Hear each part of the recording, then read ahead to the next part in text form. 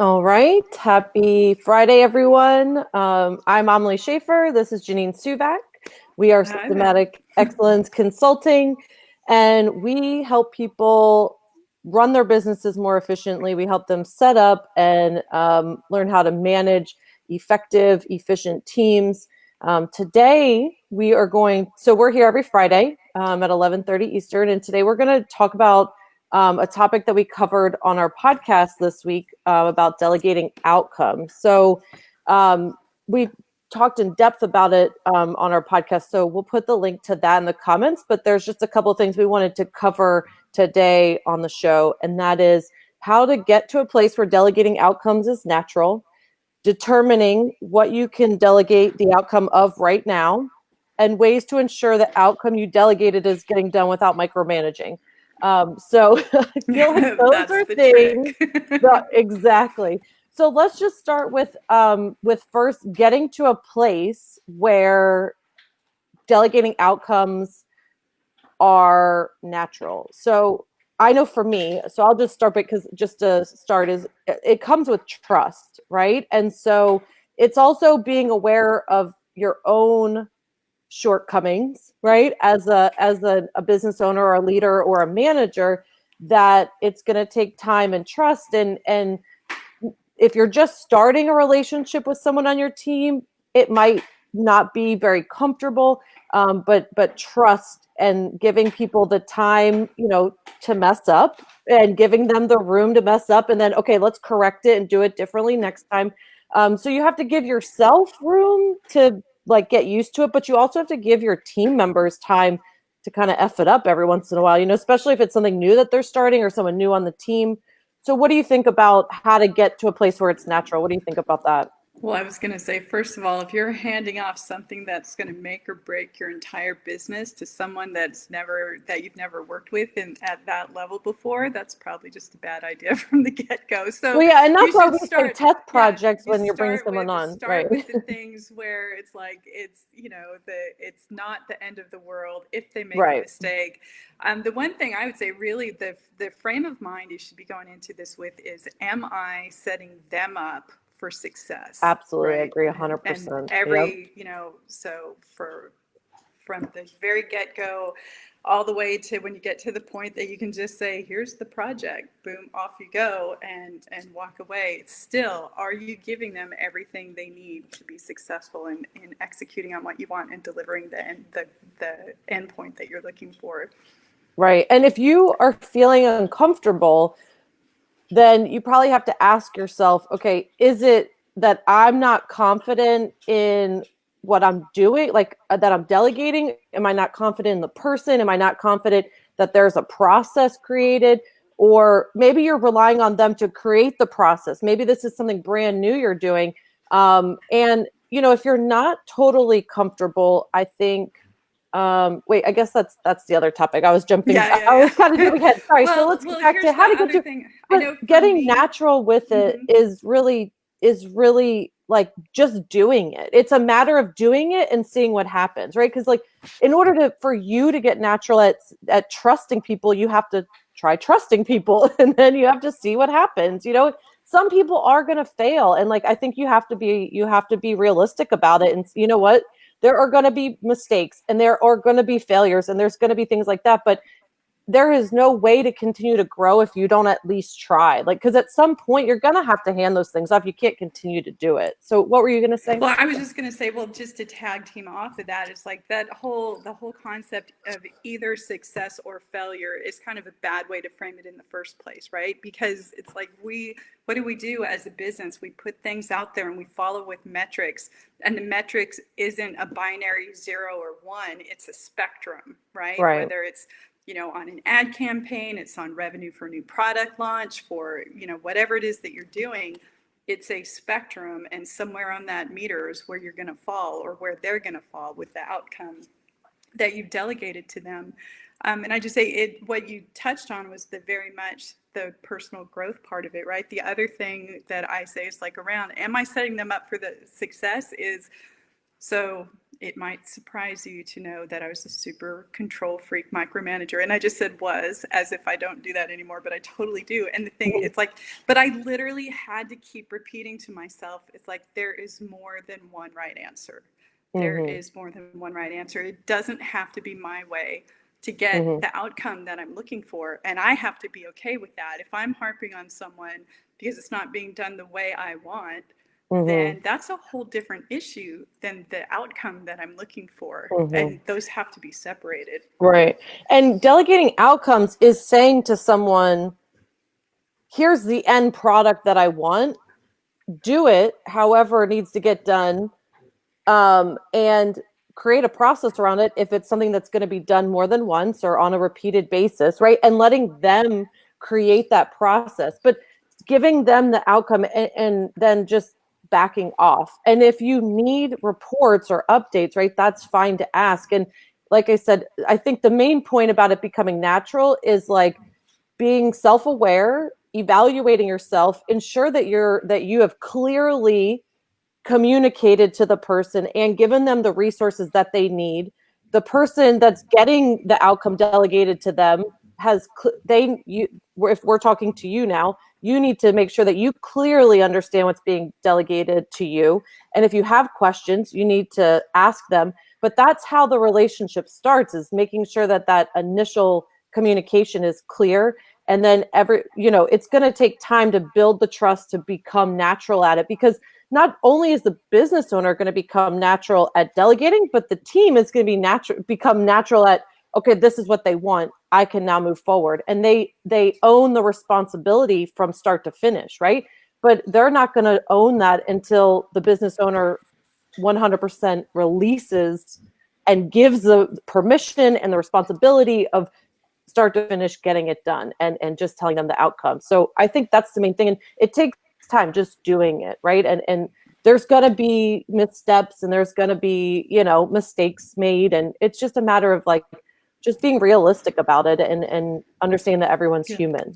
So, and that's the case for when you're taking a team member and getting involved in their professional growth, right? When we're talking about being allowed to make mistakes, but this equally applies to the surrounding yourself with experts, whether they're directly on your team or there's something that you've contracted out for. It's like you still have to be able to let go. I mean, things that I've seen like recently that just made me laugh is along the lines of basically someone hiring an influencer to promote their product in a social media channel, and yet they want to dictate how the influencer does, promotes the product to the audience, when they're not actually, they're the subject matter expert on their product, not on how to promote to the influencer's audience within the social media channel. And then the influencer is, kind of frustrated because they are literally being prevented from doing the best job they can by having those limitations imposed on them. It's like, so, consider that you might be holding them back from doing an even better job for you by rating, putting too much constrictions on them. Yep. Okay. So the next thing is determining what you can delegate the outcome of right now. So if there's something like Janine was saying that isn't going to make or break your business, you can test it out. Just like we recommend when you're before you hire a new team member, give them a test project. So something you can do is find a task that is or a project rather, or a task or whatever, something that you have been wanting to do, you haven't gotten around to it, but it's not going to make or break your business.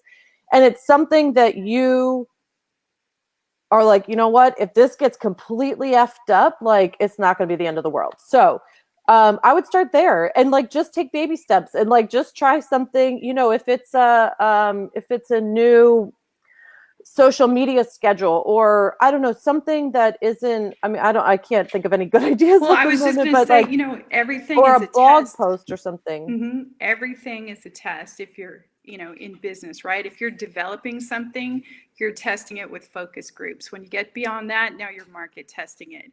that's testing your product. Whether your marketing campaigns, those are always a test to A, if they work, and B, can they work better, right? And then and even when you get to that steady state point with a particular product or service, it's not really steady state. The business environment changes. Even ad campaigns just get stale. I mean, nothing stays permanent over time. So absolutely everything is a test. And so just that mentality should apply to the people as well. Right. But going through like all the things that you have going on in your business, I would choose something. So for example, Janine and I, one of our team members is working on a LinkedIn strategy for us. So we want to get a certain number of LinkedIn contacts. And so we've given her the whole thing, like, here, this is what we want done. We want to get this many LinkedIn contacts, and we want to put out this many posts. Like, tell us what the strategy is. Let us know. Do your research. We gave her all the information, told her to take the time to do her own research and then come back to us with a strategy. So that way we've just left it, and she's going to come back, let us know, and then she'll start executing that. So that's something that isn't going to make or break our business, but it could really, it's just only going to make it better, right? And so that's something like that. If there's something that you've been wanting to get done, but it just hasn't been a priority, that's a good place where you can start to start getting comfortable, really delegating that outcome of start to finish, or the project start to finish, where you're like, this is the outcome I want, just get it done however it needs to get done. And then the next step is ways to ensure the outcome you delegated is getting done without micromanaging, is setting clear expectations of like what you want them, what you want achieved. And then if at first it makes you feel better to have some check-in meetings or whatever, or if that's something that you want to do all the time, that's fine. However, whatever makes you comfortable, but then allow them the time to actually get it done. But asking them to check in with you, like constantly, and you're looking at everything and you're nitpicking all along the way, like you have to give them time. Like our team member, we had to give her time to do the research and create the strategy. We can't just ask her the next day, so what'd you find out? What did you read about? What's going on? Like, she has to have time to do the things that we asked her to do. So, and this is not to say that daily meetings and weekly meetings aren't good. Those, we absolutely think that they are important, and we think you should have them. I'm saying is when you're giving someone when you're delegating an outcome, you need to give the person time to do it. And you can't tell them, well, make sure you need to do this, and you need to check here, and then make sure that this is added. Like, that's micromanaging. You got to release the reins and let them do it.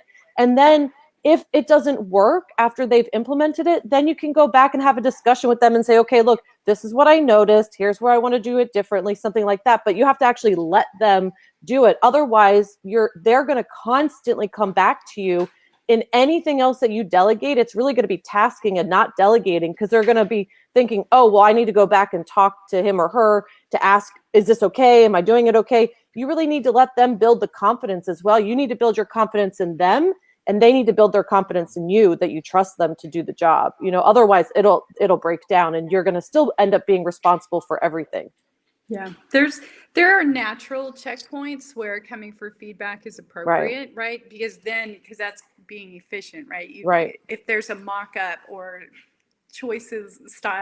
design choices that, but they got to the design mock-up on their own. Now you're really thumbs upping, thumbs downing style points to make sure that they fit the direction that you're looking for. So it's more about that, giving them making sure they're on point with the outcome that you want, not the how they're doing it, and micromanaging them. Without them going all the way to the end before finding out that they went in a little off direction. Right. Yeah. So setting milestones, things like that, check in. To see what they've come up with, not necessarily to critique the process that they're doing. Now, If something took too long, like if something that you're saying, okay, look, I think I'm estimating this is going to take about 5 hours, and they took 20, right? Like then it might be okay, hey, let's meet up and figure out what's going on, because that seems like that took excessive amount of time. But maybe once they explain it, then it's clear why it took so long, right? So that might be a place where you're not necessarily micromanaging, but if you're having to pay, you're paying them hourly, and you see that something took excessive amounts of time, longer than you expected, one way to kind of prevent that is in the beginning, say, hey, I'm anticipating this is going to take about 5 hours. If you start to get into 5 hours or more, just let me know so I can understand what's going on, versus catching it at the end of the 20 hours and you're like, hold on, what just happened? So that's, again, the expectations up front. But if you notice something like that sort of going haywire, then you can say, hey, can you just give me an update on what's going on, versus asking them like constantly and micromanaging them while they're working on or working to achieve the outcome you delegated to them. Yeah. And you have to be aware of what you're asking them, right? Because Yeah. in that situation, it's like, on the one hand, if you just threw something new at them, you have to account for learning Absolutely. curve. Yep. And then the other thing is, your people naturally want to please you.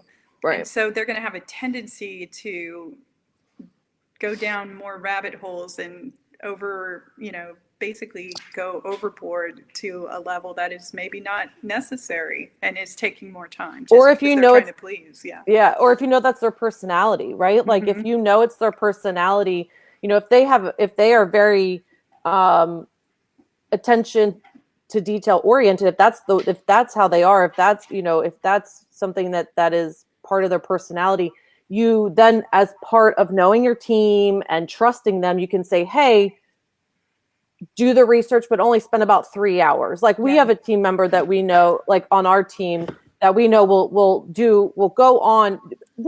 It's because she wants to do a good job. So we just have to say, hey, let's just spend 3 hours doing it. If you need more, tell us. But for now, let's just shoot for 3 hours and see how far you get.